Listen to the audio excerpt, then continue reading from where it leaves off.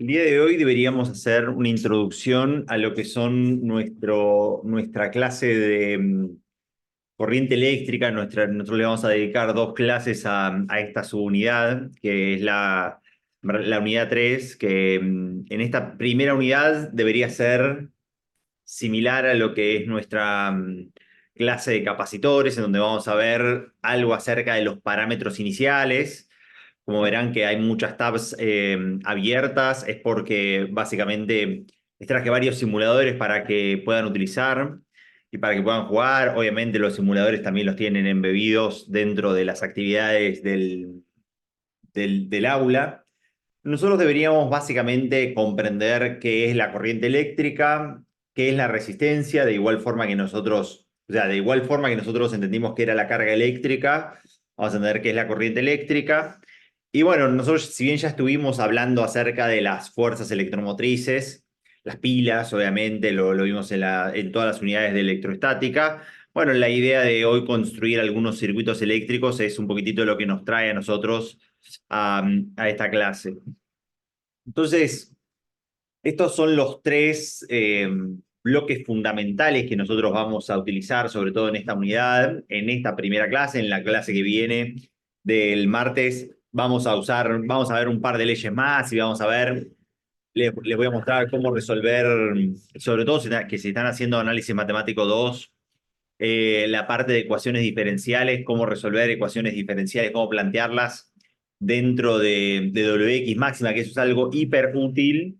Sí, yo recuerdo cuando hacía análisis matemático 2, recuerdo que había problemas que, como todo, cuando estabas en un nivel de aprender, me confundía en signos, me confundiría en derivadas, pero cuando planteaba los problemas de forma computacional, en ese momento usaba un programa que se llamaba Matemática.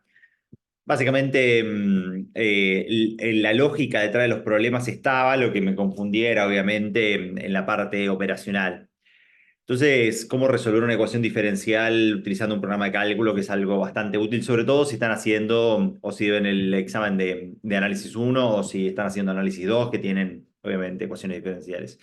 Entonces, esto es lo que nosotros tenemos que ver hoy. O sea, ¿cuál es el significado de la carga eléctrica? ¿Cuál es el significado de la corriente eléctrica? ¿Sí? ¿Cuál es el significado de la resistividad y la resistencia? Que son dos cosas completamente diferentes, pero obviamente relacionadas entre sí. Uno es un parámetro intensivo y otro es un parámetro extensivo. Vamos a ver cómo calcular la resistencia así como nosotros teníamos tres diferentes geometrías lo vimos las tres geometrías en la electroestática y nosotros lo vimos en las tres geometrías también en los capacitores. La idea también es ver cómo calcular una resistencia estrictamente para el resistor más común. Después ustedes harán una profundización y estudiarán más cómo calcular la resistencia para otras geometrías, pero pueden utilizar de guía las cosas que nosotros ya hicimos para la geometría de los capacitores esféricos y cilíndricos, ¿sí? Pueden hacer ese mismo tipo de exploración que les va a servir bien para ir trabajando. Y después vamos a ver cómo vamos a hacer, cómo funciona la fuerza electromotriz y cómo vamos a, básicamente, a asociar resistores, ¿sí? De igual forma que nosotros hace dos clases hicimos también asociación de capacitores, también deberíamos hacer asociación de resistores. ¿Cuáles son las leyes? Sí, se van a dar cuenta de la simetría que hay dentro de esos problemas. Entonces, luego de eso, después la semana que viene, vamos a ver leyes de Kirchhoff, obviamente, circuito RC y el concepto de potencia, que son las tres cosas que completarían esta unidad.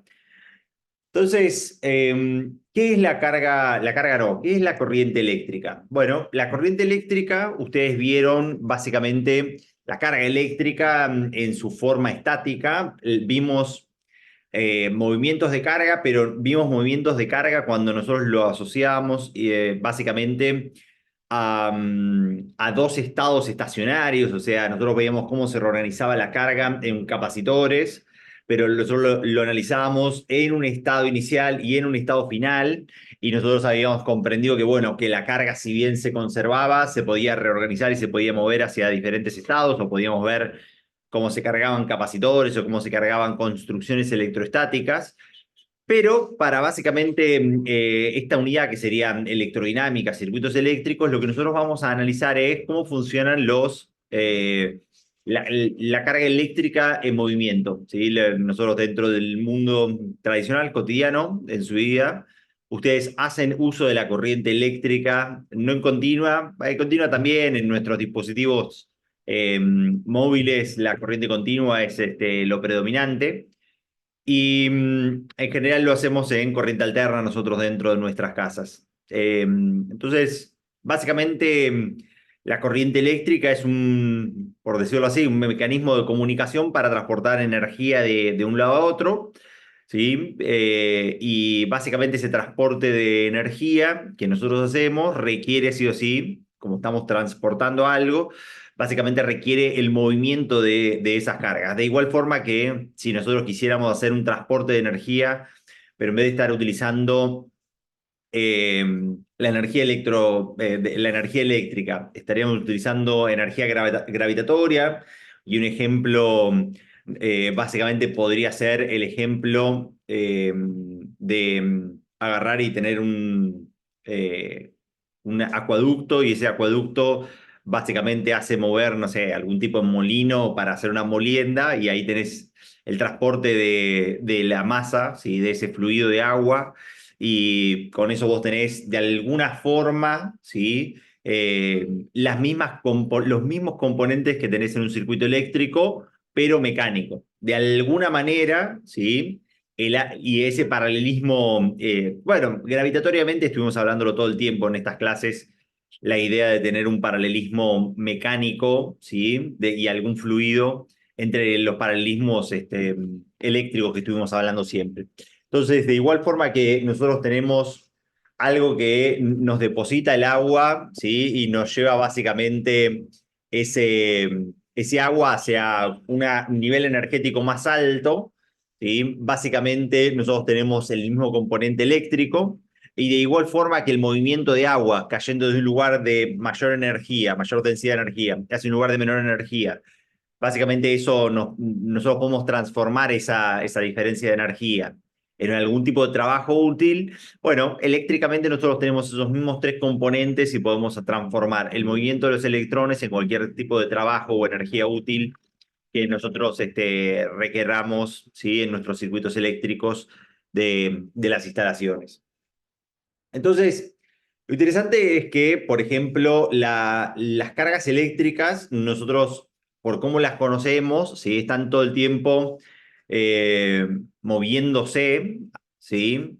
Y las cargas eléctricas, desde el movimiento, desde estar completamente orbitando, ¿sí? En uno de los núcleos, básicamente esas cargas eléctricas no tienen, cuando están sin la presencia de alguna excitación, no tienen ningún tipo de movimiento predeterminado. O sea, las cargas eléctricas, ya sea porque están en, no sé, como si fuese un gas donde están todo el tiempo moviéndose, o porque están en un orbital, básicamente no tienen ningún tipo de movimiento neto. ¿Sí? Movimiento neto quiere decir que básicamente, si vos tomás dos puntos aleatorios de esos movimientos, básicamente podrías tener la misma cantidad de configuración eléctrica dentro de, de esas cargas.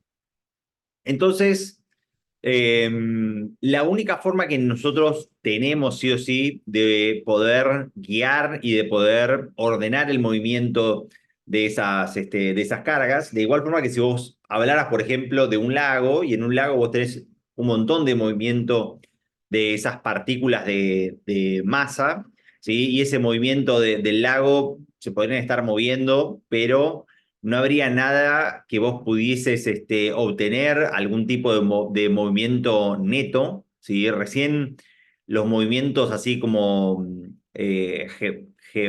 serán geoestacionarios, o sea, las formas de obtener energía con el agua de forma estacionaria se obtienen, hay formas, pero son, por ejemplo, movimientos en donde haces uso de la gravedad lunar, por ejemplo, para que cuando todo el agua se mueve lunarmente para hacia un lado, ¿sí? Debido a la atracción lunar, y después vuelve, ¿sí? pero si vos no contaras con esa fenomenología, básicamente el agua se quedaría quieta, ¿sí? Al no tener ningún tipo de movimiento neto, no podríamos nosotros obtener energía. Bueno, de igual forma, si nosotros no tenemos una excitación de esos electrones, básicamente nosotros no podemos producir ningún trabajo neto. Entonces, la parte de arriba, lo que ustedes ven, ¿sí? Es un conductor sin ningún tipo de excitación, ¿sí? Y acá lo que ustedes observan es en el movimiento uno, ¿sí? El movimiento uno es un movimiento que básicamente eh, no tiene ningún tipo de excitación y a lo largo, básicamente, de todo un movimiento, ¿sí? Todas esas partículas caen de vuelta al mismo punto uno, esto que les comentaba de que no hay movimiento neto de estas cargas eléctricas. Ahora, cuando nosotros tenemos una excitación, sobre todas las cargas eléctricas aparece al mismo tiempo una fuerza de desplazamiento, y una fuerza electrostática. En este caso no va a ser electrostática, va a ser una fuerza electrodinámica. Esta fuerza electrodinámica va a depender del campo eléctrico que nosotros le hayamos impuesto a nuestras cargas, o sea, de la excitación. Y nosotros la vimos esa ecuación dependía, ¿sí? El campo eléctrico, la fuerza dependía del campo eléctrico y de la carga, básicamente, ¿sí? Y entonces, cuando nosotros tenemos esta excitación es que nosotros tenemos un movimiento ordenado de todas estas partículas. Al movimiento ordenado de todas estas partículas, nosotros lo llamamos la carga eléctrica. ¿Sí? De hecho, ese movimiento, esa es la primera definición que nosotros tenemos de carga eléctrica. Entonces, si bien la energía eléctrica viaja muy rápido, la velocidad de la luz es 3 por 10 a la octava, ¿sí? En general, la velocidad de deriva, lo que sería la velocidad con la que se mueven los electrones, ¿sí? Es una velocidad muy baja. Los electrones, cuando uno tiende todo el global de todos estos electrones, tiene un movimiento de 10 a la menos 4, ¿sí? O sea, lo que tiene es que se va moviendo muy lentamente. Lo que pasa es que cuando nosotros, por ejemplo, encendemos un switch eléctrico, básicamente todos los electrones que están en todas las puntas de todo el cable, todos los electrones se empiezan a mover todos exactamente al mismo instante. Entonces, básicamente eso es lo que nos pasa a nosotros cuando tenemos algún tipo de circuito eléctrico, ¿no? Yo voy a hacer ahora el circuito eléctrico más sencillo. Este es un simulador que ustedes, si quisieran utilizar, tienen una APK para instalarlo en algunos de sus dispositivos móviles para no tener las limitaciones de la versión de demo del simulador. Es un buen simulador. Y si no, podrían utilizar, por ejemplo, los simuladores de Every Circuit. En este caso, nosotros tenemos, y ya vamos a hablar bien en específico de todos los componentes que necesitamos para tener un circuito eléctrico. Tenemos una fuente de tensión y tenemos una resistencia y después tenemos conductores por los cuales básicamente se están moviendo estos electrones. Y fíjense que para que nosotros tengamos la circulación de corriente eléctrica, lo que nosotros sí o sí necesitamos es tener un circuito eléctrico cerrado, ¿sí? Cuando nosotros cerramos uno de estos interruptores, se cierra uno de estos circuitos y entonces nosotros tenemos un flujo constante de electrones. Y fíjense que todos estos electrones al mismo tiempo es que empiezan a circular todos directamente a través de los conductores y a través de la fuente de tensión y a través de las resistencias. Entonces, esto es lo que nosotros conocemos como la corriente eléctrica. La corriente eléctrica es el movimiento de los electrones, ¿sí? Nosotros vamos a pensar que la corriente eléctrica es el flujo de cargas eléctricas positivas, aunque nosotros ya sabemos, y lo hablamos cuando vimos la parte de electrostática, que lo más probable, ¿sí? Por simplemente el peso y la masa de las partículas, es que por la masa de las partículas, que la partícula que se va a mover es las partículas de masa más liviana, que son los electrones, ¿sí?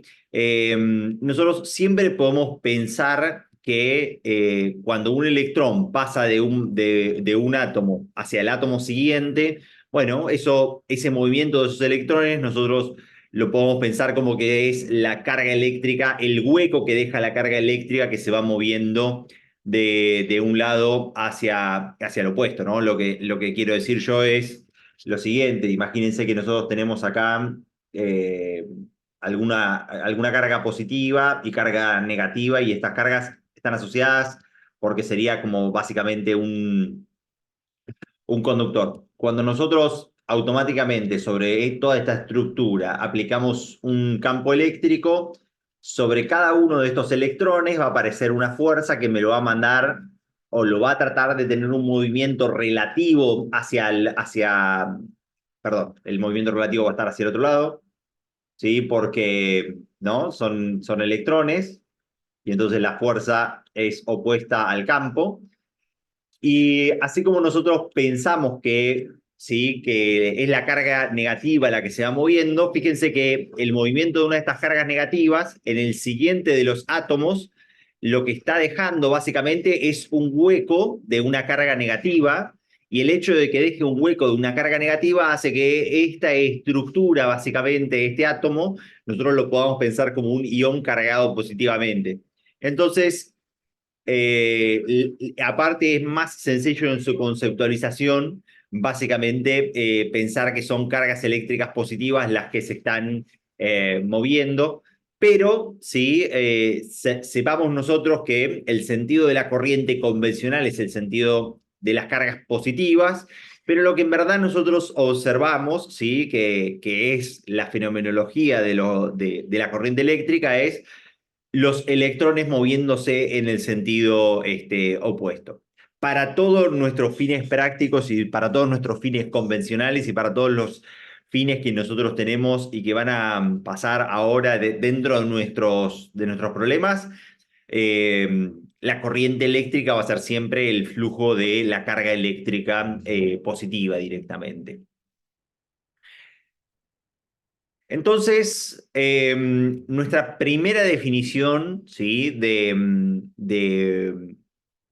la corriente eléctrica, ¿sí?, la tienen acá, ¿sí?, la definición de la corriente eléctrica para nosotros a partir de ahora en más, ¿sí? Si nosotros estamos contabilizando y estamos hablando de un fenómeno discreto, nosotros vamos a hablar de que la corriente eléctrica es la variación de carga por unidad de tiempo, o sea, en una cierta cantidad de tiempo, la carga eléctrica se está moviendo a través de algún conductor, y para todos nuestros cálculos en particular, ¿sí?, esta definición nosotros podemos tomarle el límite cuando la variación de tiempo tiende a cero, o sea, para tomar este cálculo como si fuese un cálculo infinitesimal, y básicamente la definición de la corriente eléctrica toma esta definición de ser una función, en este caso, derivada. ¿Sí? O sea, la corriente eléctrica es lo que sería la derivada entonces de la carga para nosotros respecto del tiempo.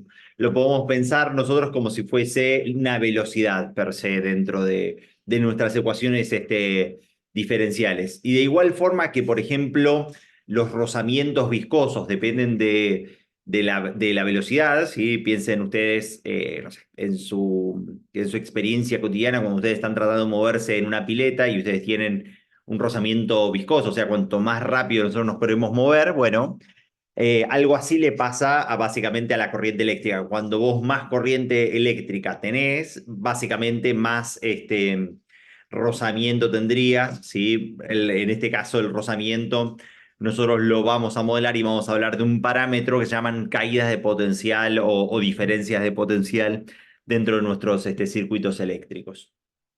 Entonces, fíjense que hay algo que nosotros sí o sí estrictamente necesitamos para que circulen para que tengamos nosotros un circuito, es que básicamente sí o sí para que haya la circulación de corriente, nosotros necesitamos un circuito cerrado.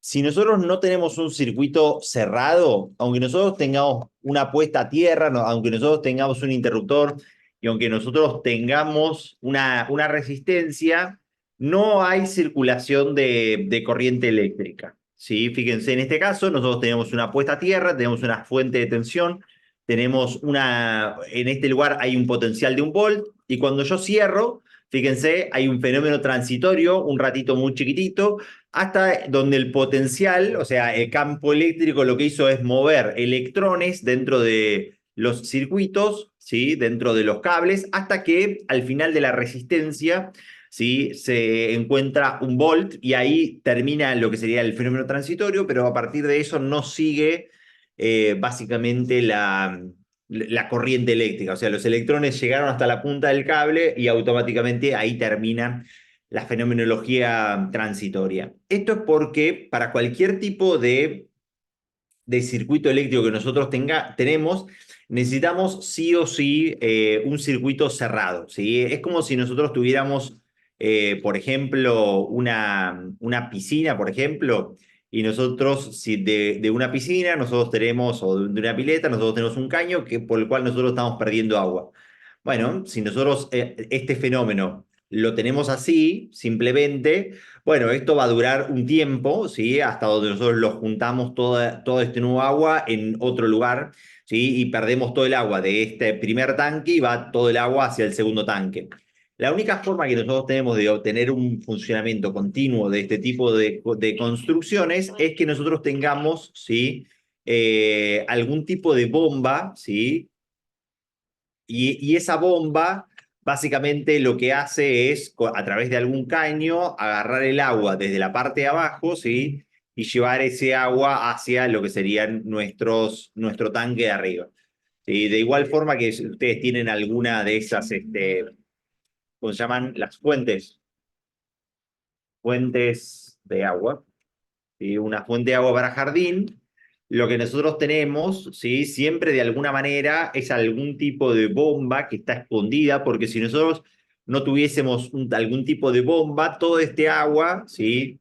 En verdad, todo el agua que sale por todo este chorro, una vez que llega hasta un lugar de menor energía, no tiene más energía como para ir hacia arriba. Esto tiene escondido en la parte de abajo o en alguna bomba, en alguna parte, tiene escondido básicamente en alguna cámara, digo, una bomba que lleva de vuelta el agua, le da la energía para salir de vuelta y poder volver a bajar. Los circuitos eléctricos nosotros necesitamos exactamente esa misma construcción. Sí o sí necesitamos que haya un circuito cerrado, ¿sí? Necesitamos alguna excitación dentro de este circuito para nosotros poder tener la circulación de corriente. Fíjense que sin ningún tipo de excitación tampoco nosotros tenemos circulación de corriente. ¿Sí? O sea, básicamente, en este caso, si yo no tengo ningún tipo de excitación, cuando ustedes le dan play, básicamente nosotros no tenemos ningún tipo de circulación de corriente. Entonces, esas son las 3 componentes fundamentales que nosotros necesitamos en un circuito eléctrico para que haya sí o sí circulación de corriente de una forma continua. Necesitamos la idea de un circuito cerrado, para eso nosotros tenemos conductores, ¿sí? Necesitamos una excitación y los elementos resistivos que serían la modelización de nuestras cargas, ¿sí? O de nuestros consumos eléctricos per se, si nosotros queremos mirarlos de esa manera. ¿Vamos bien hasta ahora? ¿Alguna pregunta? ¿Algo que quieran comentar? Bien. Entonces, em, esa es la primera definición de la primera magnitud que nosotros tenemos. La definición de la corriente eléctrica como la derivada de la carga respecto del tiempo. Entonces, la unidad que nosotros tenemos para la corriente eléctrica es el ampère, ¿sí? Esto es en honor al físico francés André-Marie Ampère. Nosotros vamos a hablar de la ley Ampère, que es parte de lo que serían las ecuaciones de Maxwell cuando veamos la parte magnética, ¿sí? Cuando veamos el magnetismo, vamos a ver la ley de Ampère. Él tiene su nombre en la Torre Eiffel por ser uno de los científicos más importantes del electromagnetismo. ¿Sí? Y entonces, esta unidad que nosotros tenemos y que es una unidad de corriente eléctrica, conocida como el ampere, es en unidades del sistema internacional, que nosotros vamos a utilizar es 1 coulomb por unidad de tiempo, coulomb como unidad base, el tiempo en segundos como unidad base directamente. Así como nosotros tenemos la unidad ¿cómo es esto? De corriente, que es el ampere, nosotros podemos encontrar también lo que sería una magnitud que se llama la densidad de corriente, ¿sí? La densidad de corriente básicamente es una magnitud que nos permite a nosotros comprender qué lugares están más sometidos a la corriente eléctrica, de igual forma que nuestro vector de desplazamiento nos decía qué lugares yo tengo más cargados eléctricamente y qué lugares yo tengo menos cargados eléctricamente. Nosotros, por ejemplo, tenemos también qué lugares permiten la mayor circulación de corriente eléctrica y qué lugares permiten la menor circulación de corriente eléctrica. Y ese parámetro, ¿sí? Se llama la densidad de corriente eléctrica. Ustedes pueden ver acá de qué depende, o sea, depende de la carga que nosotros tenemos, ¿sí? Elemental, el N, que sería la densidad de partículas de un material. Si ustedes lo miran acá, la densidad de partículas depende estrictamente de los materiales que nosotros vamos teniendo. Hay materiales que tienen mayor densidad de partículas y otros materiales que tienen menor densidad, en este caso, de partículas. Depende del área, la velocidad de desplazamiento y la variación, en este caso, de tiempo, ¿sí? Si nosotros miramos estas tres fenomenologías, lo que nosotros tenemos acá es toda la cantidad de cargas que nosotros tenemos almacenada en este pequeño disco que tiene como en un segmento velocidad por diferencial de tiempo, tiene ese segmento diferencial de X, por llamarlo de alguna manera, ¿sí? Y el área es constante directamente. Bueno, si ustedes trabajan con esa expresión, ustedes pueden encontrar que la corriente eléctrica es la densidad de partículas por la carga elemental, por la velocidad de deriva, por el área, y ustedes pueden encontrar que que la densidad de corriente es la cantidad de corriente dividido el área. Como cualquier densidad que nosotros trabajamos, ustedes conocen la densidad de masa, por ejemplo, que la densidad de masa es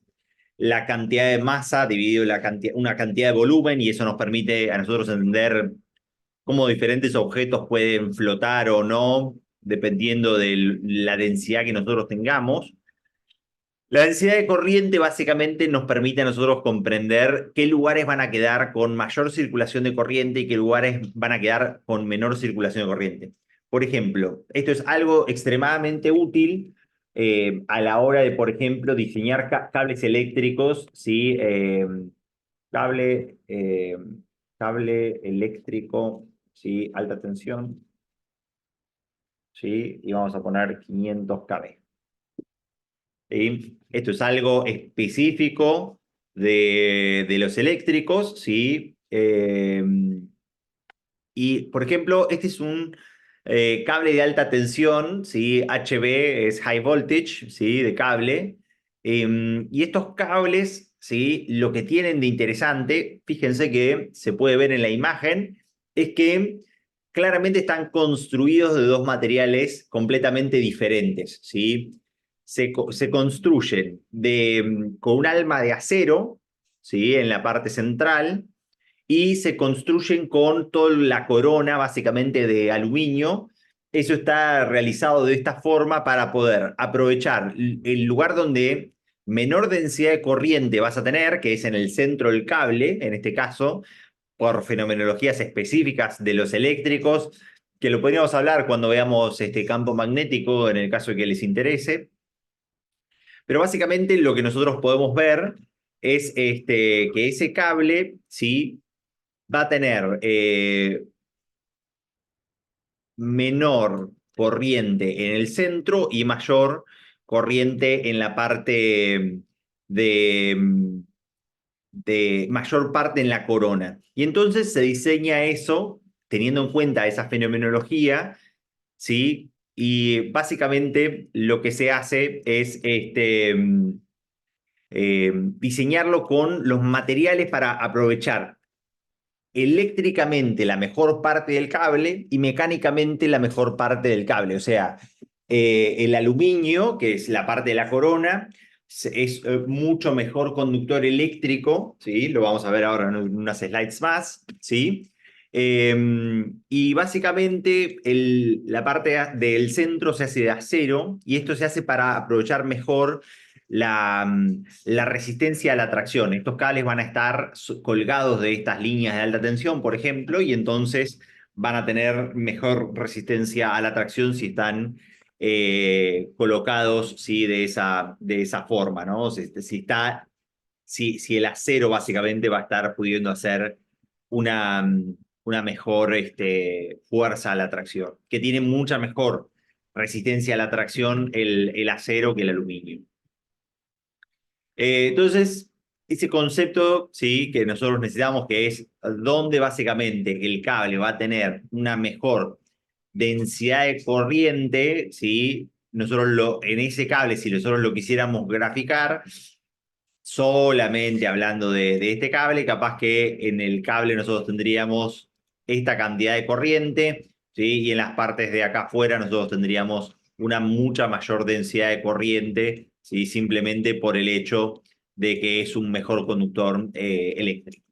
Entonces, eh, la corriente eléctrica, si bien la corriente eléctrica tiene una dirección y un sentido per se, la corriente eléctrica no es un vector, sino que la corriente eléctrica es un escalar, ¿sí? Es como un flujo, ¿sí? Así como uno en una manguera dice, pasan tantos litros por segundo de algún tipo de fluido. En la corriente eléctrica nosotros decimos por, por tal, por tal conductor, nosotros tenemos una corriente de 10 amperes, suponete. Eh, y entonces la corriente eléctrica es simplemente un escalar, con entender cuánto es el flujo que está pasando a través de un cable. A nosotros nos alcanza porque se sobreentiende que la corriente eléctrica siempre está contenida, como ustedes lo pueden ver, en los conductores, ¿sí? La corriente eléctrica no se va para afuera de los conductores. Primero porque si ustedes miran un cable Syntenax o los cables comerciales, siempre todos los cables están construidos como si fuese con un aislante, ¿no? A ver si les muestro. Yo tengo acá un catálogo de cables que lo uso para mis estudiantes de integración eléctrica, ¿sí? Por ejemplo, ahí está, estos son los cables comerciales, si ustedes los miran, ¿no? Esto que es un cable comercial, ese Superastic Flex, es el cable que probablemente tengan en las instalaciones eléctricas de sus casas. Tienen la parte del elemento conductor, ¿sí? Y esto nosotros lo hablamos cuando hablamos de electroestática, que había diferentes tipos de materiales, y ese material conductor está básicamente recubierto de un material aislante, ¿sí? El material aislante lo que hace es que la carga eléctrica no, que la corriente eléctrica es hiperconducida sobre el elemento conductor directamente. Para nuestros casos prácticos, y si ustedes hacen algunos de los problemas, lo más probable es que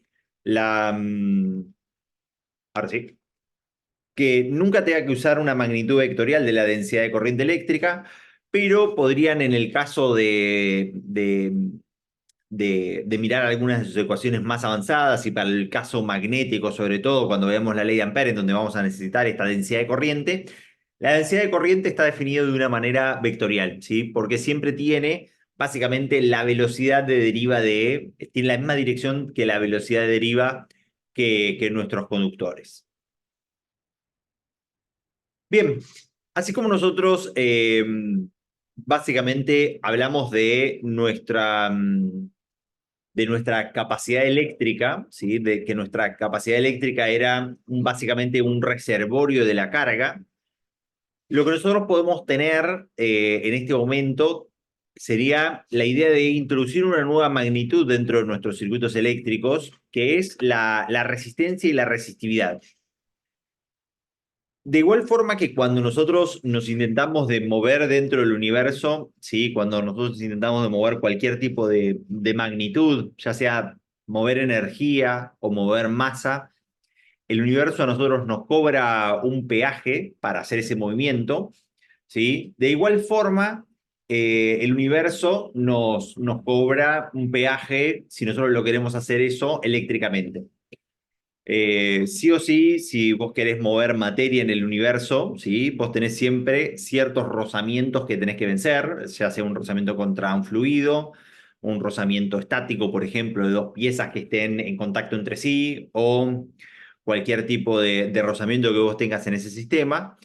Y la idea de ese rozamiento, ¿sí? Que nos quita energía dentro de nuestros sistemas, es también la idea de la resistencia y de la resistividad. O sea, la resistividad eléctrica, ¿sí? Es básicamente un rozamiento, no per se rozamiento porque no hay contacto entre las partículas, pero podrías entenderlo como un rozamiento eléctrico, ¿sí? Son todas interacciones básicamente eléctricas entre entre la materia que nosotros tenemos, o sea, cuando la corriente eléctrica intenta ¿no? Cuando intenta de moverse alguna carga, ¿sí? Adentro de un material que nosotros tenemos, básicamente, ¿sí? Si nosotros tenemos mayor cantidad de partículas, mayor cantidad o de densidad de partículas, todas estas partículas en negro estarían, de alguna manera, representándonos a nosotros nuestros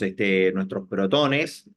Y entonces, si yo tuviese carga eléctrica eh, positiva, una corriente eléctrica que esté intentando de establecerse dentro de este elemento conductor, básicamente todas estas cargas positivas a una carga positiva que yo esté intentando hacer pasar por este conductor, le van a ejercer obviamente diferentes fuerzas, ¿no? Esta carga le va a ejercer una fuerza electrostática en este otro sentido, como una fuerza de repulsión, ¿sí? Esta otra carga le va a ofrecer otra fuerza.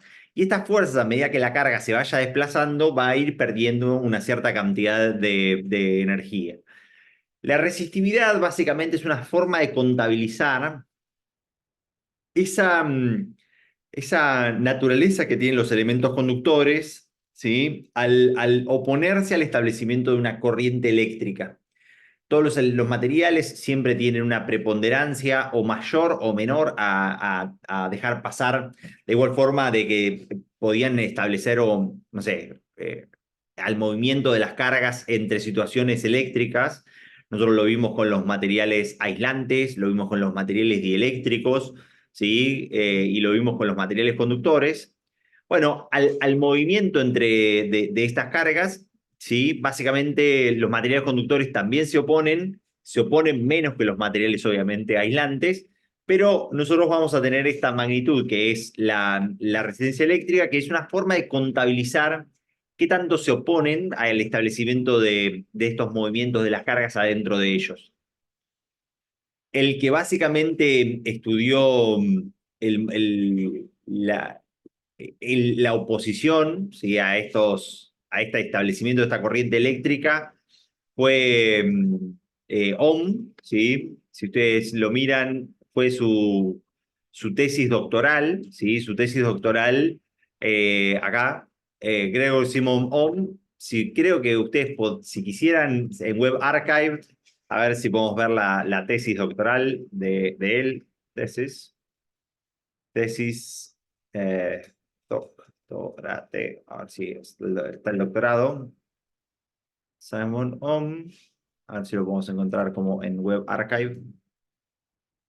Web Archive. ¿No? Esta yo creo que debe ser su tesis, ¿no? Electrical Resistance, ¿no? El comportamiento automáticamente de lo que sería, no, esto es un video, pero acá ustedes, si quisieran verlo, ahora sí, esta sí debe ser su tesis doctoral, en donde están todos los experimentos que él fue realizando, ¿sí? Este es alemán, obviamente, ¿no? Su escritura original. Y básicamente lo que nosotros vamos a ver en una slide es básicamente toda su tesis doctoral, ¿sí? Acerca de la resistencia eléctrica, ¿sí? Si bien la resistencia eléctrica ha sufrido sus modificaciones, per se, de lo que nosotros entendemos y de lo que él probablemente escribió en su idioma original, nosotros vamos a ver dos formas de la resistencia eléctrica. La primera forma es lo que se llamaría la resistencia micro.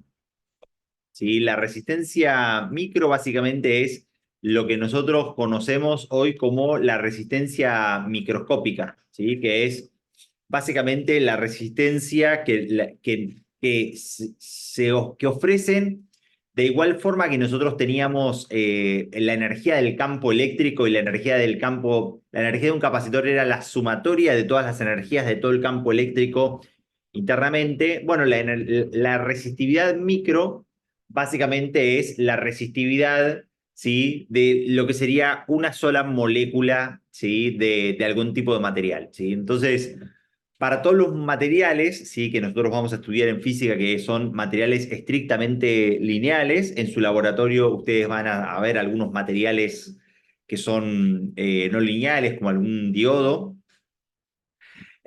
Básicamente, a medida que nosotros, que es un razonamiento bastante entendible, a medida que nosotros ejercemos un campo eléctrico más intenso, ¿sí? Lo que nosotros podemos hacer, piénsenlo ustedes desde su ecuación de lo que sería la fuerza electrostática, a medida que nosotros ejercemos un campo más intenso, aumentamos el campo, también aumenta la fuerza electrostática, y si aumenta la fuerza electrostática, nosotros podemos arrancar más electrones de todas las partículas y entonces aumenta la mayor densidad de corriente, ¿sí?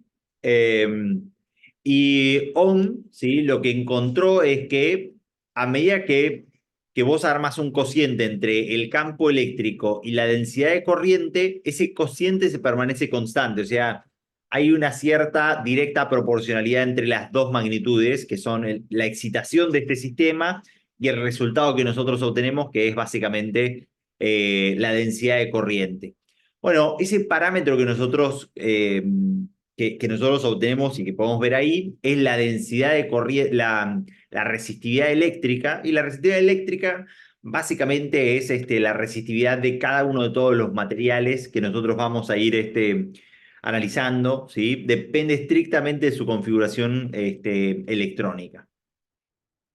Entonces, la ley de Ohm, que nosotros le vamos a llamar ley de Ohm, ¿sí? Es al igual que la ecuación de Hooke, ¿sí? La mayoría de los libros dicen que la ley de Hooke o que la ley de los gases ideales se llaman leyes, pero se llaman leyes de una forma, no porque estrictamente sean leyes, sino porque les ha quedado el nombre de, del antiguo, básicamente, ¿sí? O sea, básicamente son leyes, describen muy bien el comportamiento de lo que nosotros observamos, pero no puede aplicarse a todos los materiales, siempre hay excepciones, ¿no? Dentro de la mayoría de los materiales. Entonces, le quedó el nombre de una forma figurativa, básicamente, a lo que sería la ley de Ohm.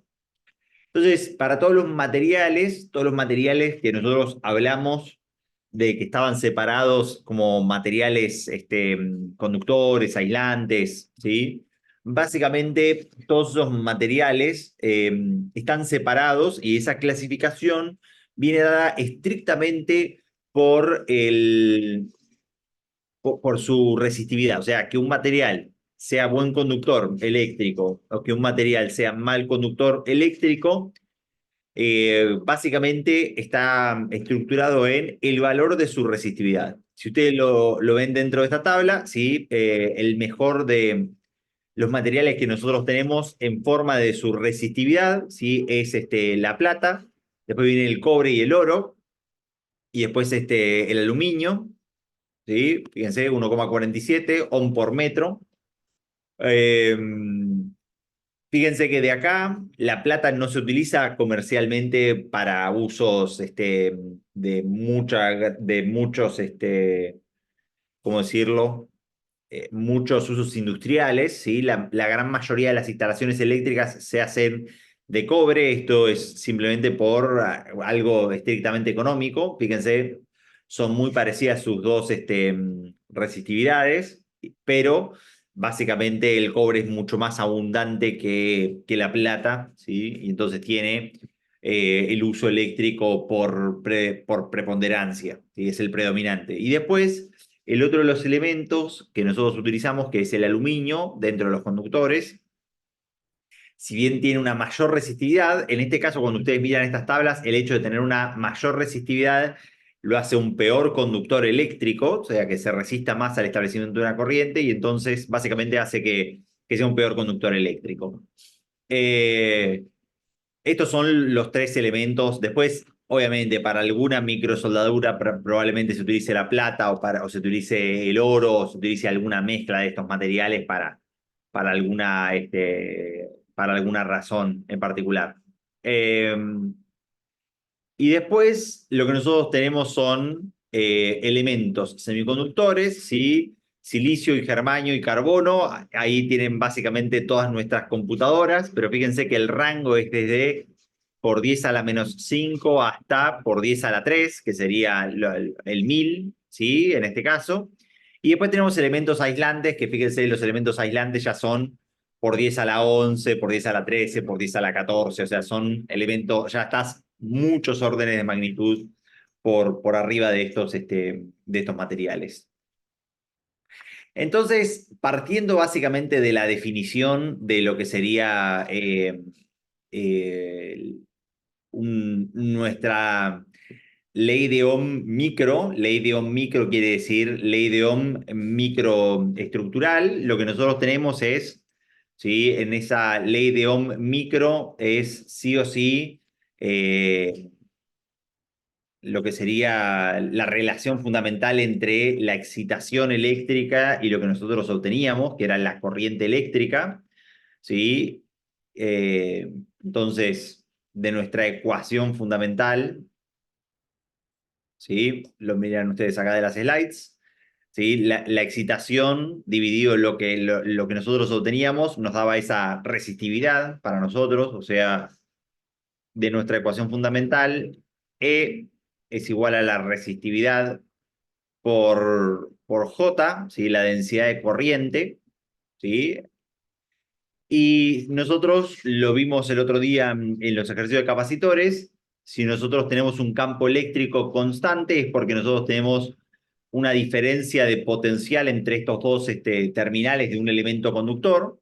Y si esta diferencia tenemos un conductor, el campo eléctrico es constante y nosotros tenemos una cierta longitud, o sea, podemos escribir a este campo eléctrico como la tensión dividido en este caso la longitud de ese conductor, ¿sí? Y nosotros podemos escribir esto como la densidad de corriente, y acá tenemos la cantidad de corriente, y nosotros podemos escribir la cantidad de corriente como, la densidad de corriente, mejor dicho, como la corriente dividido en este caso el área, ¿sí? Y si ustedes miran acá, básicamente esto es lo que Ohm construye, ¿sí? Que sería la ley de Ohm macroscópica que uno utiliza o que uno conoce, es que la relación entre, de vuelta, al igual que antes, la excitación que, como se construyen los circuitos eléctricos es, y como lo vamos a analizar nosotros, ¿no? Una excitación y lo que nosotros obtenemos de un circuito es la resistividad ρ por L, ¿sí? Y el área o la superficie, ¿no?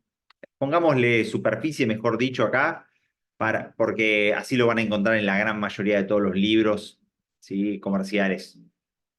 Ρ por L, ¿no? Y la superficie. O sea, a este parámetro, ¿sí? Ρ por L sobre S, nosotros lo vamos a conocer automáticamente como la resistencia eléctrica.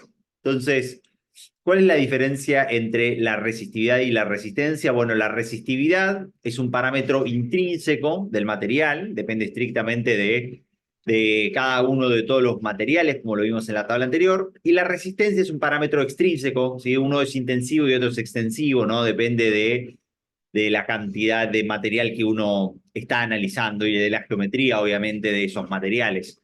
De igual forma que si ustedes dicen, bueno, la densidad de un material, la densidad de un material es la densidad de un material es un parámetro intensivo, o sea, depende estrictamente del material que yo esté analizando, ¿sí? En cambio, el peso, por ejemplo, es extensivo. Si yo tengo más materia o si tengo menos materia, tiene más peso o tiene menos peso, obviamente, lo que nosotros estamos analizando. Y entonces, esta es la ley de Ohm que nosotros vamos a utilizar a lo largo de cualquier tipo de ecuaciones y es muy similar a la ecuación que nosotros utilizamos dentro de nuestros circuitos eléctricos, ¿sí? Lo pueden ver de tres maneras completamente diferentes estas ecuaciones.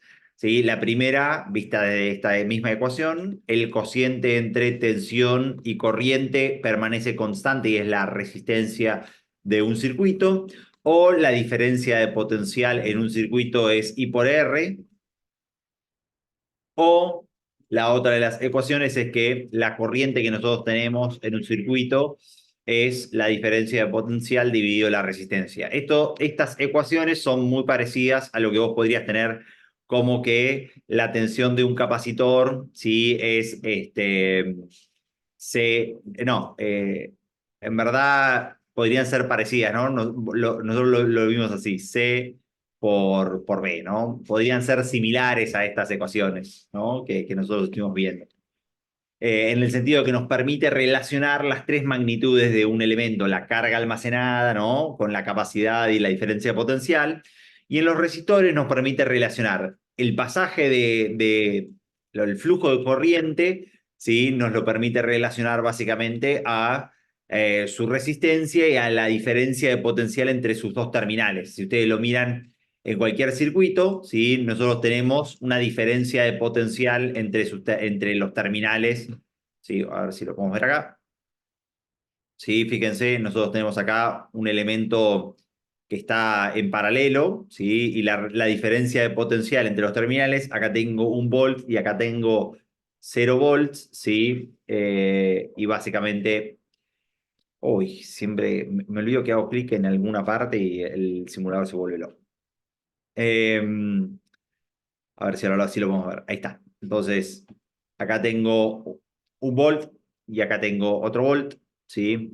Acá tengo 0 volt y entonces la diferencia de potencial es 1 volt entre los dos terminales de esa resistencia.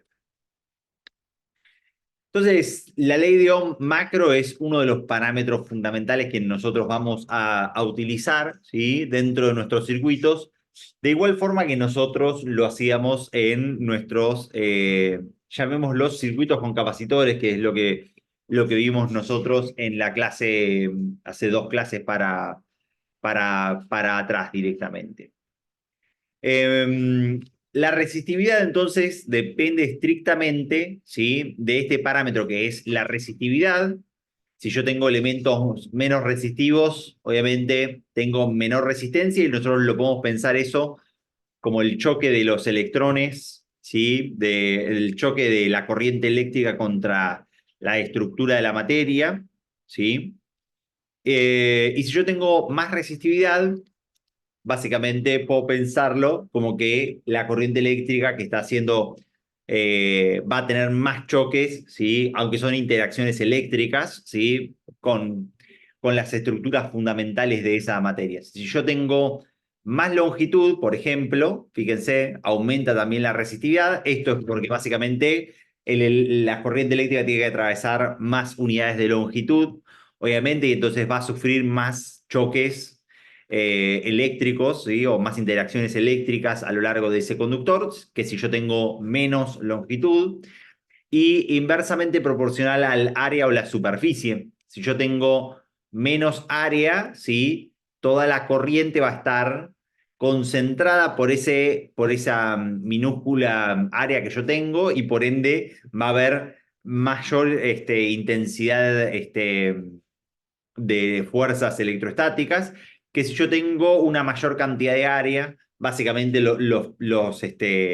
la corriente eléctrica va a poder, por decirlo así, fluir mejor porque tiene como más intersticios por donde meterse, ¿sí? Si bien son interacciones eléctricas, es un paralelismo que uno puede hacer básicamente para comprender de qué depende la resistencia de un parámetro.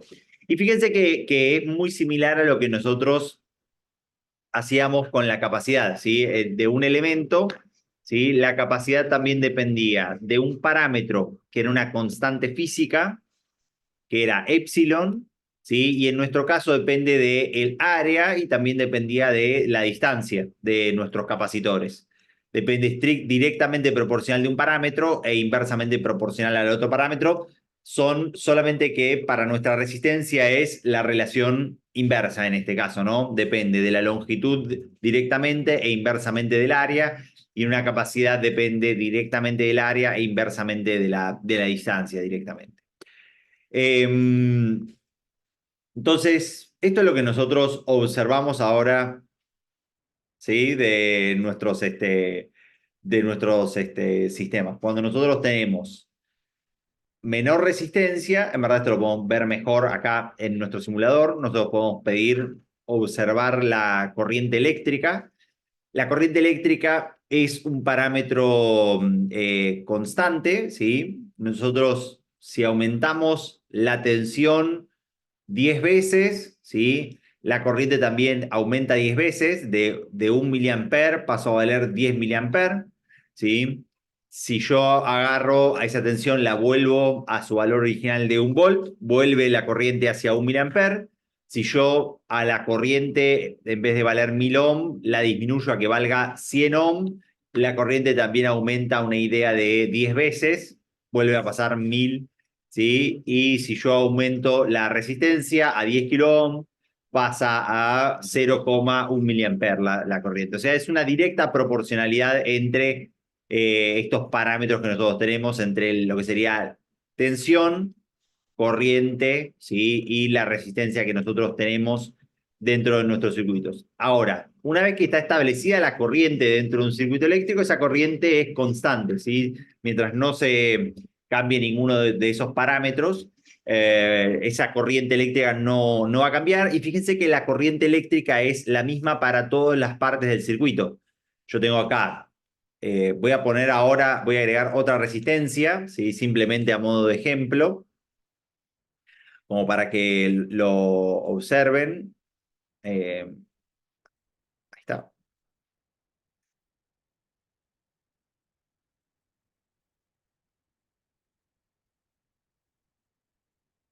Y nosotros vamos a observar ahora la corriente eléctrica en los tres elementos, ¿sí? Y en los tres elementos, fíjense que la corriente eléctrica es exactamente la misma, ¿sí? De igual forma que cuando nosotros teníamos circuitos en serie, ¿sí? De capacitores, y en los capacitores en serie, el parámetro que era común a todos estos elementos era la carga. En los resistores en serie, el elemento común, de hecho en toda la rama serie, fíjense, el elemento que es común es la corriente, fíjense, 9,26 miliamperes, 9,26 miliamperes, 9,26 miliamperes. Esto es porque nosotros tenemos implícitamente, ¿sí? Acá la conservación de la materia, ¿sí? En formato del flujo de los electrones. En su gran mayoría, ¿sí? Dentro de los circuitos eléctricos, la corriente, la resistencia de un circuito eléctrico aumenta con la temperatura. Esto es porque a medida que nosotros tenemos los materiales eléctricos, cuando vos los excitás, ¿sí? Nosotros lo vimos, no lo vamos a ver con calor, pero a medida que vos los excitás, las moléculas empiezan a moverse más y a vibrar más, y eso hace que tengan mayores interacciones eléctricas. Bueno, básicamente a las resistencias le pasa exactamente lo mismo, ¿sí? Las moléculas vibran más, y por ende, si las moléculas vibran más, entonces tienen más choques eléctricos con el pasaje de la corriente eléctrica, y entonces si tienen más pasaje, más choques con lo que sería la corriente eléctrica, ¿sí? Perdemos más energía, y esa pérdida de energía es lo que nosotros vemos representado, ¿sí? En la caída de tensión en la resistencia, o básicamente en la resistividad de estos elementos. Entonces, al igual que cuando nosotros veamos más adelante con expansiones térmicas, ¿sí? La resistencia aumenta con una ecuación muy sencilla que es uno más, ¿sí? El aumento de temperatura, ¿sí? Por un coeficiente que en su gran mayoría, salvo algunos elementos muy específicos, en la gran mayoría de los elementos la gran mayoría de los elementos aumentan su resistencia con la temperatura, de igual forma que la gran mayoría de los elementos aumentan su volumen con respecto a la temperatura, ¿no? Si vos a un vidrio lo calentás, el vidrio aumenta su temperatura. Notables ejemplos de eso podría ser un material termocontraíble, por ejemplo, que es un material que se contrae, ¿sí? Cuando vos lo calentás. ¿Sí? Estos tubos, cuando vos los calentás, como muestra acá esta figura, automáticamente se contraen, ¿no? Pero en la gran mayoría de los materiales, térmicamente hablando, cuando vos los calentás, esos materiales aumentan de su volumen. Bueno, los resistores en general vienen armados comercialmente. Estoy hablando de los resistores ahora que uno utiliza para hacer circuitos de electrónica, ¿sí? Estos materiales eléctricos vienen dados por básicamente unas cintas de colores y estas cintas de colores lo que tienen es la primera de estas cintas que es una cinta o dorada eh, o dorada o plateada, te da la tolerancia, después tenés un multiplicador y después tenés un primer dígito y un segundo dígito, ¿sí? Y entonces con estos colores, básicamente lo que podés observar es el valor de este resistor que vos tenés ahí. El valor de este resistor, si bien nosotros en nuestros simuladores podemos darles a los resistores el valor del resistor que yo quiera, comercialmente hablando, ¿sí? En este caso, los resistores tienen sus valores ya así preestablecidos. Entonces, la tolerancia, si es plateada, es de 10%, si es de dorada, es de 5%, eso es un margen de error que tienen. Esto lo van a ver cuando vean también los resistores ahí en el laboratorio de física. Después el multiplicador, en este caso es un multiplicador será el rojo, ¿sí? En este caso, por 2. Y después acá tienen los dos dígitos, ¿sí? Que uno es un 5, ¿sí? El primer dígito, y el segundo dígito sería un 7, ¿sí? Que es el violeta, el primer dígito y el segundo dígito. Vos lo multiplicás en este caso por el rojo, que es por 10 al cuadrado, que es por 100, y entonces tenés 57 por 100, y ahí tenés 5700, que sería básicamente esta resistencia que vos tenés directamente de los materiales. Entonces, lo que habló básicamente para las leyes de los circuitos eléctricos es esta directa proporcionalidad que hay, ¿sí? Que es lo que él ha construido, ¿sí? En su ley de Ohm, que es que básicamente siempre hay una directa proporcionalidad entre la resistencia y la corriente eléctrica. O sea, a medida que vos excitás más un sistema, básicamente ese sistema se excita más y obtenés más del resultado que vos querés. O sea, en nuestro caso, a medida que vos aumentabas más la tensión, ¿sí? Aumentás también la corriente de ese sistema, ¿sí? Pero debido a cómo han evolucionado nuestros materiales, todos nuestros materiales han crecido en otros usos, que esos otros usos son la evolución de los elementos conductores, que es obtener lo que se llaman elementos semiconductores. Que estos elementos semiconductores son elementos que son no lineales, ¿sí? Elementos no lineales es, si ustedes vieran esta curva, ¿sí? Para cada resistencia diferente o para cada material que vos tuvieras, en nuestros elementos materiales, los elementos lineales, vos tendrías estrictamente diferentes pendientes para diferentes materiales. O sea, eso es lo que es que haya un elemento básicamente lineal. O sea, un elemento lineal es que vos tenés para cada material, simplemente diferentes pendientes, ¿no? A tensiones constantes. Y bueno, con el advenimiento de lo que sería la electrónica per se, ¿sí? La electrónica construye básicamente materiales que no son de comportamiento lineal, como ustedes pueden verlo acá, ¿sí? Que este es el caso de una curva de un diodo. Esta juntura, que se llama juntura PN, es básicamente el principio de funcionamiento, la evolución de esto, ¿sí? Del transistor, que es el principio de funcionamiento de cómo funcionan todos nuestros dispositivos electrónicos. No entra dentro de lo que sería básicamente de nuestra asignatura. Van a relevar esta curva ustedes en los laboratorios. Van a ir excitando un material, un diodo, en polaridad directa y en polaridad inversa, y van a básicamente relevar esta curva, ¿sí? de corriente en función de tensión, y van a, obviamente, este elemento lineal también, y van a levantar la curva de una lámpara, obviamente. Entonces, el elemento que me faltaría hablar, hablé de la resistencia, hablé de la corriente eléctrica, le dije, miren, la triada de objetos que nosotros vamos a ver ahora es lo que serían las pilas, las fuerzas electromotrices, y ese es el elemento que nos faltaría observar a nosotros, cuál es su comportamiento dentro de lo que sería la parte física. Es esta bomba que nosotros hablamos cuando estábamos hablando de sistemas mecánicos, ¿sí?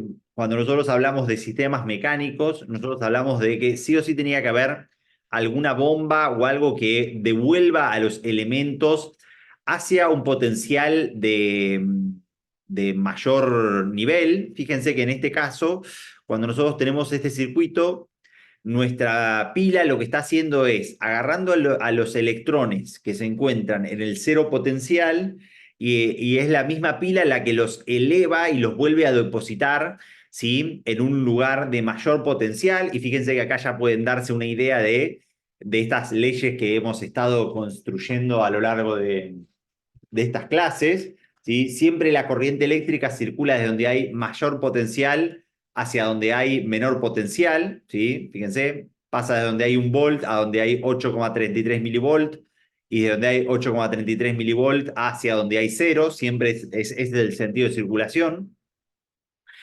Y la pila básicamente esa fuente de tensión que nosotros sí o sí tenemos dentro de nuestros circuitos, y es el rol que vendría a ocupar de esa bomba que nosotros estuvimos hablando. Es la idea de agarrar los electrones en un potencial menor y llevarlos hacia un potencial mayor, en donde después de ese potencial, ¿sí? Básicamente caen automáticamente, ¿sí? Entonces, sí o sí, todo circuito, esto ya lo vimos dentro de una de las demos que hicimos, todo circuito completo de corriente tiene que ser un circuito cerrado, tiene que constar de algún resistor, algún consumidor de esa energía, y básicamente sí o sí nosotros necesitamos que haya alguna FEM. Se llaman fuerzas electromotrices de movimiento, pero en verdad la FEM, ¿sí? Como la vamos a ver hoy, van a ser eh, no es que son fuerzas electromotrices de movimiento, sino que nosotros vamos a hablar hoy de FEMS, como podrían ser baterías, para entender las fuerzas electromotrices de movimiento. Nos faltan alguna idea de FET, a ver si... ¿Sí? Básicamente nos falta una idea lo vamos a ver en la unidad 5, que es cómo se generan, cómo es una relación magnética y eléctrica, ¿sí? Pero básicamente, como para hacer una idea rápida, podemos ver nosotros acá un generador, ¿sí? Que es cuando nosotros tenemos un movimiento magnético, ¿sí? Nosotros tenemos ahí un imán. Bueno, un movimiento magnético lo que genera básicamente es una perturbación del campo eléctrico, y genera una tensión adentro de los cables. Esto lo vamos a ver en la unidad 5, pero por eso es que se llama fuerza electromotriz de movimiento, porque se llama electro, ¿sí? Porque está relacionando, ¿sí? al movimiento ¿sí? de los campos magnéticos hacia la generación de un campo eléctrico. Lo que nosotros vamos a ver en general son cómo es que se comportan estas FEMs, ¿sí? Lo vamos a ver en las baterías, pero básicamente los generadores eléctricos, celdas solares o baterías o una termocupla o una celda de combustible, cualquiera de todos esos formas de celdas de tensión o de almacenamiento de una fuente de potencial es lo que nosotros vamos a analizar. Entonces, una fuerza electromotriz, ¿sí? Para nosotros, lo que nos va a estar haciendo es recargando de energía, básicamente, a nuestras cargas eléctricas, ¿sí? Nosotros estamos viendo ahora acá el flujo de una carga positiva, ¿sí? Que se está moviendo básicamente desde un terminal inferior, ¿sí?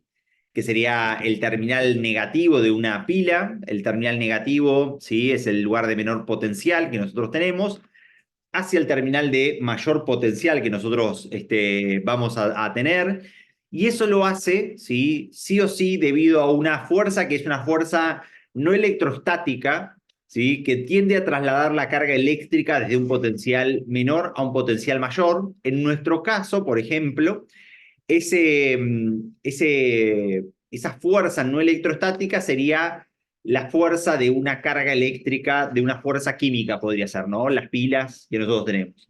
Y como lo que está haciendo es esa fuerza química, entregándole la energía a una carga desde menor potencial hacia un mayor potencial, le está entregando energía, está realizando un trabajo en contra del campo eléctrico, ¿sí? De esta fuerza eléctrica que nosotros tenemos, está realizando un trabajo y le está entregando esa energía, ¿sí? Pero esa energía tiene que venir de algún lado y esa energía, como nosotros lo conocemos, la conservación de la energía no puede ser infinita.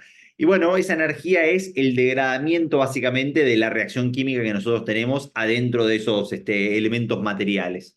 Bueno, la degradación de esa reacción química es lo que nosotros conocemos como que nuestras pilas automáticamente se van gastando, ¿sí? En el caso de las pilas recargables, esa reacción química es reversible y nosotros, haciendo uso de un cargador de batería, podemos revertir la reacción química y básicamente llevarla en el sentido opuesto. Pero en el caso de nuestras pilas tradicionales, lo que nosotros sí o sí tenemos es que esa reacción química, una vez que se agota y la pila pierde básicamente eh, pierde su, ¿cómo es esto? Bueno, pierde su uso. Entonces,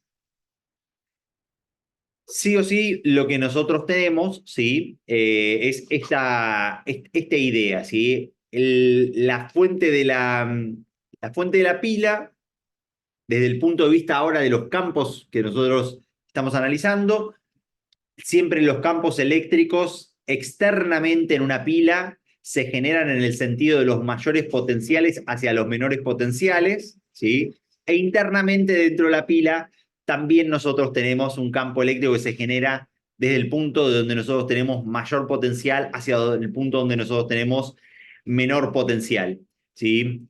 La diferencia dentro de nuestro circuito es que externamente el campo eléctrico lo que hace es movernos las cargas de un lado a otro, ¿sí?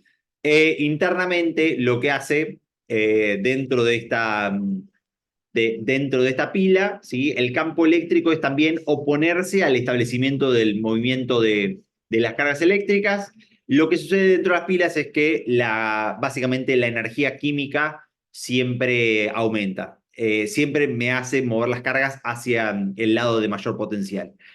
Bueno, el funcionamiento de estas pilas básicamente funciona. Ustedes habrán notado que las pilas, a medida que se va gastando la energía química, no es un proceso ¿cómo es esto? No es un proceso como con un corte delimitado, sino que las pilas se van gastando paulatinamente, ¿sí? Y dependiendo de lo que nosotros estemos utilizando del otro lado de nuestras pilas, este proceso puede ser, podemos nosotros extraerles un poco más de energía o podemos seguir realizando el proceso, o automáticamente deja de funcionar, ¿no? En el caso, por ejemplo, de un control remoto, a medida que se van gastando las pilas, cuesta un poco más que se propague la señal, ¿no? De nuestro control remoto, o por ejemplo nuestros dispositivos celulares, que una vez que llegan a cero, por ejemplo, el teléfono celular automáticamente se apaga y ya no funciona más y no hay forma de volverlo a encender directamente. Entonces, este es un error que podría ser común, ¿sí? Que es algo que podrían pensarlo. Nosotros ya lo vimos ejemplificado, vimos la opuesta. La corriente eléctrica no se gasta a medida que va circulando. Nosotros lo vemos esto en el simulador, en cualquiera de los dos simuladores que nosotros podamos armar. Fíjense, nosotros podemos armar acá que es el de un simulador así de FET, ¿no? Con una pila y con algunos cables, obviamente, ¿sí? La corriente eléctrica, ¿sí? Para nosotros, no se gasta, es siempre la misma corriente eléctrica, fíjense, la misma cantidad de corriente eléctrica que nosotros tenemos en cada uno de todos estos, en cada uno de los puntos de este circuito. Fíjense, esto es 0,9, esto es 0,9, esto es 0,9, esto es 0,9, esto es 0,9, internamente. O sea, la corriente eléctrica no se gasta, ¿sí? Lo que va a suceder, bueno, acá estamos viendo el movimiento de los electrones, se están utilizando acá los electrones, y si quieren ustedes pueden ver la corriente eléctrica convencional, que esto es lo que les había comentado al principio de la clase, obviamente. Lo que sí nosotros vamos viendo, ¿sí? Lo que se podría de alguna manera gastar es el potencial eléctrico. O sea, el potencial eléctrico, a medida que nosotros vamos, ¿sí? Fíjense, tengo 0 volts en este punto, ¿sí? Acá tengo 9 volts, ¿sí? Y cuando voy y atravieso la resistencia, si tuviésemos dos resistencias en serie, supónganse que ponemos otra resistencia y otro elemento, así en serie. Básicamente, lo que nosotros sí vamos viendo, ¿sí? Acá tengo 9 y acá, por ejemplo, me cae a 4,5, ¿sí? Y acá me cae a 0 directamente. Así que lo que sí ahí uno va teniendo es una menor cantidad de caída de voltaje, ¿sí? Que eso es lo que uno podría ir pensando que se va gastando per se. No es que se gasta tampoco directamente, ¿no? Sino que cae el potencial de un lado a otro. Profe, Entonces, sí, sí, disculpa, tengo una pregunta acerca de obvio. eso.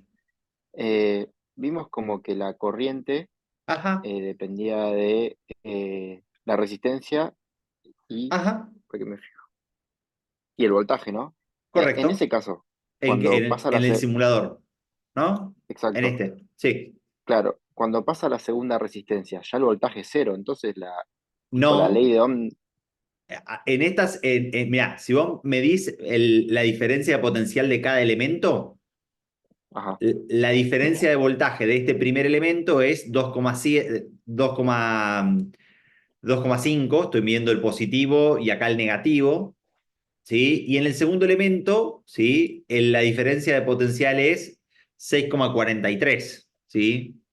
ok, ¿No? O sea, depende no del voltaje absoluto, si esto capaz que lo dije así, me arrepiento, sino que depende estrictamente de la diferencia de potencial entre cada elemento, entre los dos está bien, terminales está de bien. cada elemento, ¿no? Ok, ok, Ahora sí quedó más claro, Ignacio. sí, sí, clarísimo. Depende de la diferencia de potencial, ¿sí? Del potencial de los dos terminales del dipolo que nosotros vamos a estar analizando. Pero en Claro, claro, general, claro, está bien, para no estar escribiendo delta en cada uno de todos está estos bien. lugares, depende estrictamente de este potencial. Yo lo mencioné acá, ¿no? Como que hay un potencial de un elemento y el potencial del otro, ¿no? Los marqué así, esos potenciales. Claro. O sea, O, claro, el B sería la diferencia potencial. claro, el B es la diferencia de potencial. Y es una buena pregunta que hayas hecho para que quede claro eso, ¿viste? Directamente. Perfecto. Vale, gracias, profe. Entonces, acá ustedes van a pensar que una batería es una fuente de corriente, pero en verdad una batería lo que es una fuente de tensión, ¿sí? O sea, indistinto de lo que de estas fuentes, fíjense que la diferencia, lo que permanece constante en una pila es la diferencia de potencial entre sus dos terminales. En un terminal tengo 0 y en un terminal tengo 1, indistinto de lo que yo haga con la resistencia, ¿sí?, de este elemento. Siempre un terminal vale 1 y otro terminal vale 0, ¿sí? Ahora, si yo cambio, no sé, le pongo 10 a esto, lo que va a permanecer como diferencia de potencial es el terminal de arriba va a valer 10 y el terminal de abajo va a valer 0. Y el parámetro que se amolda hacia los circuitos, hacia lo que está pasando dentro del circuito eléctrico es la corriente eléctrica, ¿sí? Fíjense, yo cambio la resistencia, ¿sí? Y el parámetro que se amolda es la corriente. Y estas son las únicas fuentes que nosotros vamos a estudiar acá en física, pero existen otras que son fuentes de corriente, ¿sí? No es estrictamente necesario que las conozcan, pero, por ejemplo, esta es la simbología de una fuente de corriente, ¿sí?, que es la simétrica, pero simétrica y opuesta. Lo que permanece constante es básicamente la corriente en su circuito, ¿no? En la rama en la que uno la conecte a esa fuente. Entonces, lo que producen estas FEMs básicamente es eh, una diferencia de potencial constante entre sus dos terminales, ¿sí? Y después el parámetro que a nosotros se amolda al circuito es la circulación de corriente. Nos quería ver una cosa, que es simplemente una, cómo asociar resistencias, ¿sí? Y hacemos un breve ejemplo como para cerrar la clase del día de hoy. Entonces, estas son cosas que nosotros ya estuvimos viendo, ¿sí? Básicamente, un conductor, nosotros lo vimos así, es una línea, nosotros lo vimos en el simulador de Every Circuit, que nos representa un conductor eléctrico que conecta eléctricamente a dos puntos. Después lo que vimos también es una resistencia.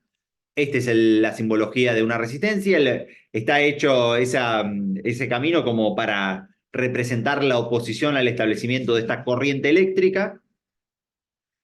Y después nosotros también vimos acá una fuente de tensión. Después podríamos tener fuentes de tensión reales, que son las fuentes de tensión reales que básicamente son las fuentes que tienen una resistencia interna para simbolizar el gasto de la energía o de la reacción química de la batería, ¿sí? Que básicamente es una simbología en donde vos le agregás una pequeña resistencia a la diferencia de potencial, ¿sí? Y después los otros dos símbolos que vamos a utilizar, que son el voltímetro y el amperímetro, que nosotros hicimos uso del voltímetro y el amperímetro acá en este simulador, ¿sí?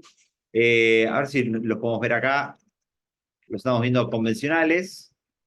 Acá me muestran la simbología, pero de los elementos voltímetro y amperímetro me los deja colocados así. Veámoslos en Every Circuit. Si nosotros quisiéramos conectar un voltímetro y un amperímetro, ¿sí? El voltímetro va siempre conectado en paralelo, ¿sí? Para conectar, por ejemplo, en este caso, ¿sí? Para poder medir la diferencia de potencial en esta resistencia. Y un amperímetro va conectado, por ejemplo, en serie, ¿sí? Para poder medir el flujo de la corriente que nosotros tenemos, ¿sí? Y son la simbología de estos dos elementos, ¿no? Entonces, acá este amperímetro lo que me está midiendo, ¿sí?, es la corriente eléctrica, y este voltímetro lo que me está midiendo es la diferencia de potencial entre los dos terminales a los cuales quedan conectados directamente estos elementos. Son los elementos básicos que nosotros vamos a utilizar. Y para que lo tengan visto, por ejemplo, ahora que lo vamos a ver en nuestros, la revisión entre pares, que sí o sí la van a necesitar, es básicamente cómo asociar elementos en serie y cómo asociar elementos en paralelo, ¿sí? Que es algo muy útil para encontrar la resistencia equivalente de igual forma que lo hacíamos nosotros en nuestros capacitores, como hicimos el problema ese de ir comprimiendo un capacitor e ir descomprimiéndolo. Básicamente nosotros podemos hacer exactamente lo mismo con nuestros resistores, ¿sí? Entonces, de acá implícitamente estoy escribiendo algo que va a ser, lo vamos a llamar las leyes de Kirchhoff en nuestra... Más de esto nosotros lo vamos a ver en la clase que viene, ¿sí? Cuando nosotros teníamos resistores en serie, nosotros dijimos que sí o sí el elemento que era común a estos tres cuerpos era la corriente eléctrica, ¿sí? Porque era el flujo de agua, como hicimos el paralelismo, lo que era común. Y entonces, fíjense que utilizando la ley de Ohm, nosotros podemos relacionar la caída de potencial entre A y X, la caída de potencial entre X e Y la caída de potencial entre Y y B. Y entonces nosotros podemos encontrar básicamente, ¿sí?, una resistencia equivalente que se comporta de la misma manera que, que nuestro sistema, ¿sí? Nosotros podemos encontrar esa caída esa resistencia equivalente, ¿sí?, simplemente sumando algebraicamente las tres resistencias, y lo que nosotros encontramos es un elemento que va a estar conectado entre los terminales A y los terminales B, que se comporte exactamente de la misma manera, ¿sí?, que serían estas tres resistencias que nosotros tenemos acá. Fíjense que relacionando esta diferencia de potencial, esta diferencia de potencial y esta diferencia de potencial, esto implícitamente es lo que se llama la ley de Kirchhoff de los voltajes. Lo que nosotros podemos hacer es agarrar y sacar factor común de la corriente, que es un factor común a los tres elementos, como nosotros vimos, y entonces podemos armar un cociente entre tensión y corriente, y fíjense que la tensión y la corriente nos da a nosotros, ¿sí?, lo que sería básicamente una resistencia equivalente que se comporta exactamente de igual forma que esas tres resistencias, ¿sí? Y es la suma algebraica. Esto es al revés que los capacitores, que cuando estaban en serie se sumaban las inversas, y cuando estaban en serie, y cuando estaban, digo, en paralelo se sumaban las capacidades directas. Esa es una forma muy sencillamente de recordarlo. Entonces, para este caso, supónganse que nosotros queremos agarrar y mirar la resistencia equivalente de acá, de esta serie de 4 y 10, ¿sí? Fíjense, 4 y 10, y yo tengo acá 0,64, yo puedo borrar una de estas resistencias, ¿sí?, y poner una resistencia en total que valga 14, y debería tener 0,64 de corriente, o sea, una sola resistencia que tenga la misma cantidad de ohms, ¿sí?, que dos resistencias en serie, me produce el mismo efecto dentro de uno de nuestros circuitos directamente. Y obviamente la función, ya lo spoileé en el parámetro anterior, ¿sí?, que en el parámetro en la pasada, si nosotros tenemos este tipo de construcción, que es resistores que se encuentren conectados en paralelo, resistores que se encuentren conectados en paralelo quiere decir resistores que estén conectados a la misma diferencia de potencial. Esto es exactamente igual que cuando nosotros teníamos capacitores. Nosotros podemos, entre estos capacitores, ¿sí?, que estén conectados, entre estos resistores que están conectados entre los terminales AB, agarrar y encontrar una sola resistencia, ¿sí?, que me haga básicamente lo mismo. Nosotros vimos hoy más circuitos serie que paralelo, ¿sí? Pero fíjense que nosotros de cada uno de estos circuitos, nosotros podemos acá encontrarle la corriente. Tendríamos tres corrientes diferentes en estos circuitos, ¿sí? Y básicamente por estos tres circuitos, como circula tres corrientes diferentes, acá tenemos también implícitamente la segunda ley de Kirchhoff, que es en una la conservación de los potenciales y en otra la conservación de la carga eléctrica, o de la conservación de la corriente eléctrica, mejor dicho. Podemos calcular entonces la corriente que circula por cada uno de ellos, y si podemos calcular la corriente que circula por cada uno de ellos, obviamente toda la corriente que entra al nodo es igual a la corriente que sale. Piénsenlo como si fuese un flujo de agua. Si yo tengo dos mangueras que me ingresan agua y tengo una salida por esa manguera, es evidente que su experiencia humana les ha dicho que todo lo que entra a un lugar que no almacena masa, sí o sí tiene que salir. Y bueno, básicamente esa misma ley aplicada en la corriente eléctrica. Fíjense que nosotros podemos armar casi un cociente también, ¿sí? Sacamos factor común, la diferencia de potencial, me quedan las inversas de las resistencias, y entonces en vez de armar B sobre I, que es la resistencia, ¿sí? Armamos I sobre B, que es I sobre B, este parámetro que nosotros tenemos acá es la inversa, ¿sí? O lo que nosotros podemos llamar 1 sobre la resistencia equivalente, ¿sí? Y de esa forma lo que nosotros podemos hacer es encontrar los resistores. Si el resistor equivalente es la suma de todas las inversas de todos los resistores que nosotros tengamos conectados en paralelo. Eh, y entonces, para dos, como si fuesen dos capacitores en serie, para dos resistores en paralelo, ustedes pueden hacer siempre la misma solución o la misma asociación que nosotros habíamos visto, que era el producto sobre la suma.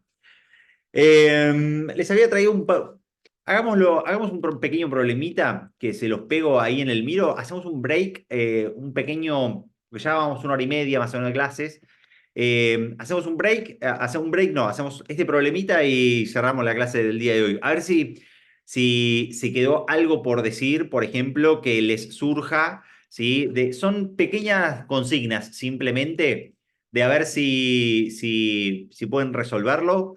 Son ustedes 18. Hagamos 4 grupos, porque yo también estoy contado entre los 18, o sea, somos de personas, en verdad no 4, seríamos menos. Hagamos un breakout room, 15 minutos para pensar esta consigna en donde tienen asociaciones en serie y en paralelo. Hay que hacer dos cosas muy sencillas, que es calcular la lectura del voltímetro y cuál es la FEM de la batería, y automáticamente a ver si lo pueden resolver. Así yo con eso me quedo tranquilo de que básicamente no quedó nada de lo estrictamente necesario sin decirse de la clase de hoy. Entonces les pegué ahí el Miro, les doy 10-15 minutitos y volvemos y hacemos una apuesta en común. ¿Les parece? ¿Hacemos que sí? Breakout rooms entonces. Entonces, cada uno le queda en su breakout room y trabaja. Open all rooms.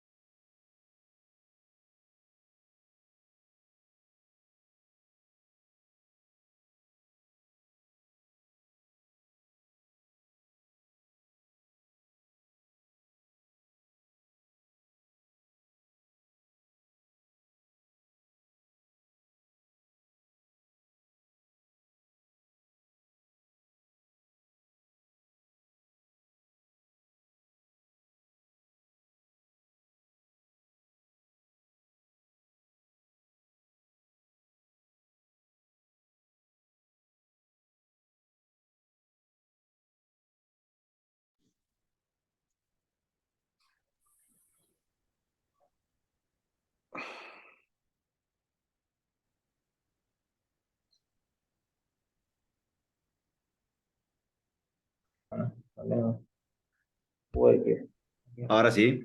Bueno, ¿cómo le fue? Bien, bro. A, nos- a nosotros más o Bien. menos, profe. Va de vuelta, no escuché bien. Jean, creo que habías dicho algo, ¿o no? No, no, que no fue bien. Va. ¿Se acuerda que yo había dicho que yo venía de electrónica? Entonces, bueno, Ajá, sí, sí. todo esto. Resolver esto deberías poder. De hecho, Sí, te sí, conviene apalancarte para aprobar el examen de física, ¿no? Esto, sí o claro. sí, debería salir esto. Bueno, ¿quién quiere comenzar? ¿El grupo 4? Que fue el que mejor parece parece que fue el más completo, pero habría que terminar de mirarlo eso. Ni siquiera empezamos nosotros, profe. Dale. Que hace un walkthrough de lo que fuiste haciendo, ¿no? Un paso a paso más o menos. Ok. Igual una buena parte la hicieron mis compañeros, pero entendí lo que hicieron, así que voy explicando. Sí, sí. Lo primero son los datos que te da que el amperímetro mide 1,25 amper Ajá, después de la resistencia que nosotros denominamos resistencia 1, que es la de 25 ohm que está arriba de todo, digamos. correcto. Entonces, si nosotros tenemos el valor de la resistencia y la intensidad de corriente, podemos calcular cuánto voltaje cae en esa resistencia de 25 ohm. Ajá, Que es igual lo hicimos después. Lo que primero hicimos fue primero, como abajo de todo hay dos resistencias que están en serie, que son la de 15 ohm y la de 10. ajá, Estas se pueden sumar directamente y te hacen 25. correcto. Y bueno, ahora tenemos tres resistencias en paralelo. La de R1 arriba de todo de 25, la de 15 y la de 25 que acabamos de sumar, digamos. Muy bien. Entonces, ahora sí, lo que hacemos es sumar esas tres resistencias en paralelo, haciendo, bueno, la cuenta de, digamos, la inversa y después tener que hacer todo eso a la menos uno Ajá, y nos dio 6,82 ohm. Y lo que hicimos nosotros ahora es, bueno, ahora sí usamos el dato del amperímetro y el resistor de 25 para calcular cuánto voltaje cae en en ese resistor, que nos dio 31,25 volt, que es la intensidad de corriente por la resistencia. Ese esperá. voltaje, ¿Ese sí, BP es el voltaje del paralelo? eh, Sí. sí, porque Ah, ahí está. terminaría siendo el mismo, que el de R1, digamos. Correcto. Sí, ahora sí estoy entendiendo. No, pensé que había leído mal. Bueno, teniendo ya la resistencia del paralelo y el voltaje del paralelo, podemos calcular la intensidad de corriente Ajá, de ese resistor, que es el voltaje sobre el resistor, nos da 4,58 amperes, nos dio. ajá, Y justo digamos, esa intensidad de corriente está justo después del resistor de 45 ohm que tiene el voltímetro en el ejercicio. claro. Entonces, y como ese resistor está en serie con el resistor en paralelo, Ajá. sabemos que circula la misma intensidad de corriente en los dos resistores. Entonces usamos el valor de la intensidad de corriente que sacamos recién, lo multiplicamos por el resistor de 45 para sacar cuánto voltaje cae en ese punto, que debería coincidir con lo que marca el voltímetro, y nos Ujú, terminó dando 206,1 volt. ajá. Y después para calcular la tensión de la FEM, de la fuente. No sé si alguno de mis compañeros quiere desplayarse para no tener para darle Jessica, un poco más de protagonismo. Juan Cruz. Bueno, Estábamos en el otro grupo nosotros igual. Ah, como tu mouse estaba ahí, pensé que estabas, eras del grupo 4. Juan bueno, Cruz, sigo. entonces, sí, sí. Bueno, entonces básicamente lo que hicimos fue sumar las tres tensiones Ajá, y nada, bueno, calculamos B3 que no habíamos calculado y bueno, sumamos las tres y nos dio 397,65. entonces, si eso es correcto, Si yo pongo acá esa esa fuente de tensión, por este amperímetro me debería aparecer básicamente el valor de la corriente que nos dan de datos, ¿no? Eso es lo. Fíjense, tengo la resistencia de esa serie que hay acá de 10 y 15, 15 y 25, la de 45 y la de 35, y sobre este amperímetro debería aparecer ese 1,2 si ponemos este valor. ¿Cuánto dijiste que valía, Juan? 300 y 397,65. 300. No voy a tener tanto decimal, pero 397. Coma, ¿cuánto dijiste? 65. Listo, 397.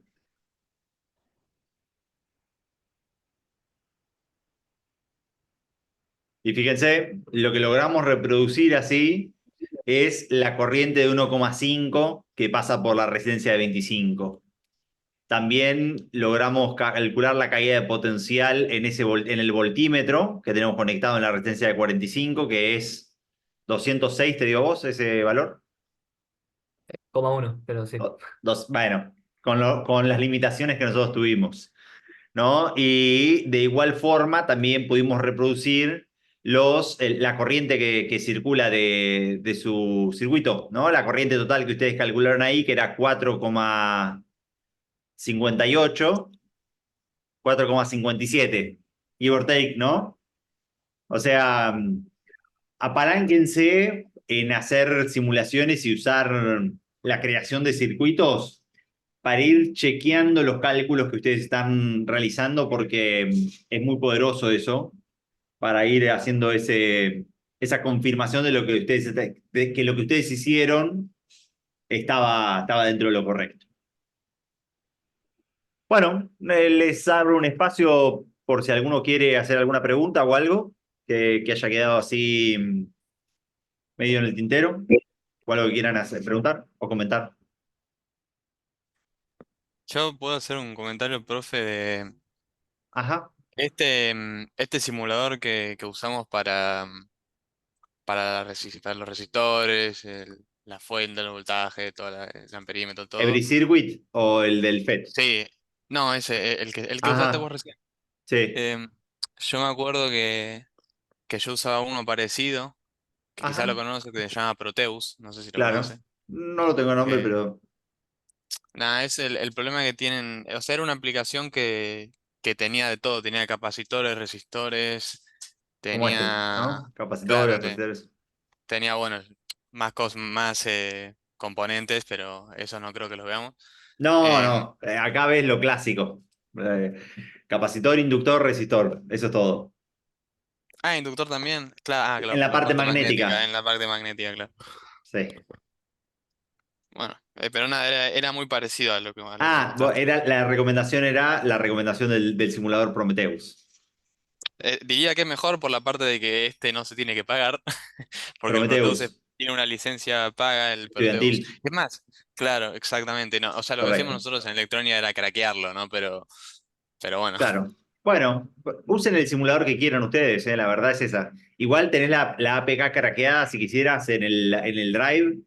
Está la APK, creo que en una carpeta que se llama Apps. Tenés la APK craqueada por si quisieras hacerlo. Craquear el Proteus es una cosa que todo electrónico debería de poder hacer. Es un título de Craquear iniciación craquear el todo. Proteus. Cualquier cosa que quieran craquear o que quieran piratear es algo que cualquier argentino debería poder ser. Cualquier persona de bien podría ser. Ezequiel, ¿tenías levantada la mano por ese comentario o era una pregunta vos lo que querías hacer? No, sí, sí, era eso. Está muy bien. ¿Alguno o alguien que quiera comentar algo más?